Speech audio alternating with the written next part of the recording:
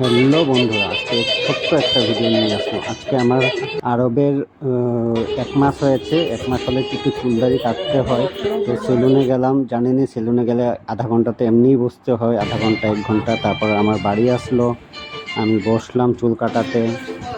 ছেলেটা সুন্দর করে চুল কাটছে, আস্তে আস্তে করে চুল কাটছে।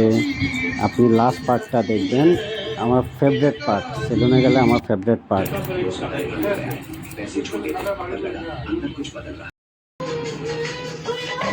সেলুনওয়ালা ভাইয়াকে বললাম, ভাইয়া কি গান লাগিয়েছো, আমি তো কোনো দিন শুনিনি এইসব গান।